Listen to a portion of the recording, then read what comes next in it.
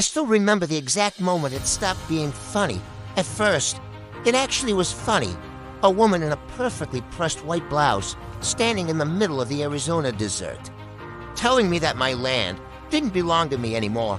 I had a coffee in one hand, dirt on my boots, and the smell of diesel and fresh cut within the air. My crew was marking out the foundation lines, and I honestly thought someone had hidden cameras nearby, like this was some kind of prank show. But she didn't laugh. She just adjusted the clipboard under her arm and said, very calmly, construction must stop immediately. This property falls under HOA jurisdiction. That's the moment I realized something important. Power doesn't always come from truth. Sometimes it comes from confidence and people who've never been told no. A couple years before that, my life had fallen apart quietly. No explosions, no dramatic fights.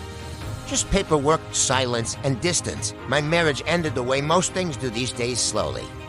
Then all at once, after that, I drifted one rental to another, cheap motels, job sites, electrical work, small construction.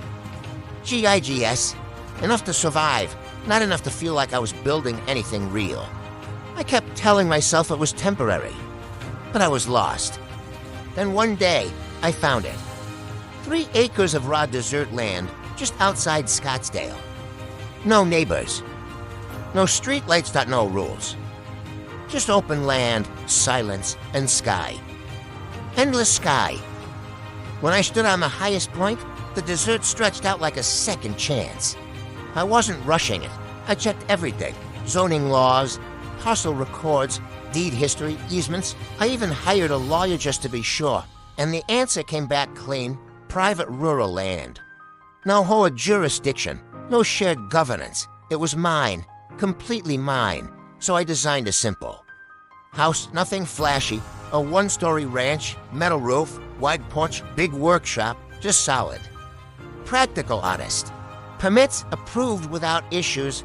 Everything was finally moving forward. The morning construction started felt better than any birthday. Trucks rolling in, gravel crunching, tools firing up. It felt like progress, like I wasn't stuck anymore. Then she showed up. She stepped out of her SUV. Like she owned the place, perfect hair, perfect clothes, wrong property. I'm Karen West, she said, president of Sun Mesa Ridge HOA. She didn't introduce herself. She announced herself. Then came the demand, stop all construction immediately. I laughed. I actually laughed. Yeah, that's not happening. I told her, this land isn't part of your HOA. That's when the tone changed. She started throwing around phrases like architectural compliance, community standards, visual harmony, like saying fancy words would somehow make it true. I showed her the permits. She leaned closer and said quietly, we can shut this down. Then she left. And I made the mistake of thinking that was the end. 2 days later, we got hit with a utility shutdown notice. Problem was, we weren't even connected yet. Turns out, someone had filed a complaint using my parcel number. Guess who? The HOA. From there, it escalated fast. Noise complaints, environmental violations, reports about suspicious activity. Same source, same complaints, same HOA. I went to the county records office. That's where. Everything changed. A clerk pulled up a document tied to my land. An application filed by the HOA requesting to include my property and attached to it a signed consent form with my name on it, except it wasn't my signature. The notary stamp, blurred. The document layout, crooked, and the notary listed? Dead. For years. That's when it clicked. This wasn't control. This was a land grab. My lawyer went from calm to very interested. We filed complaints, reported the forgery, because if they were going to play dirty, I was going to play smart.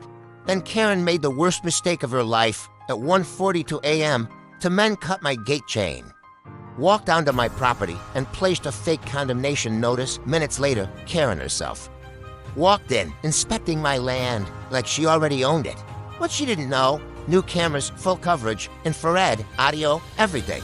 By morning, the footage was everywhere it needed to be. Lawyer, sheriff, county officials. And suddenly, everything changed. Investigations opened. Records were pulled. Turns out, I wasn't.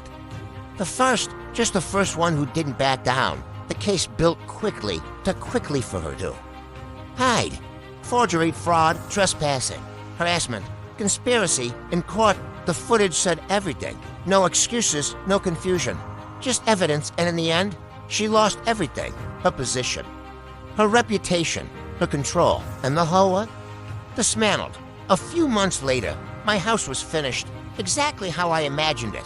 The porch facing. The sunset, the workshop filled with tools. The silence back where it belonged. Sometimes I sit out there at night and think about how close I came to losing it all. Here's the truth. Greed doesn't always look like crime. Sometimes it looks organized, professional, official. It speaks politely, but paper works both ways. Records matter, truth matters, and sometimes all it takes is refusing to back down. What would you have done? Would you fight or walk away? Drop your answer in the comments. I want to hear your story.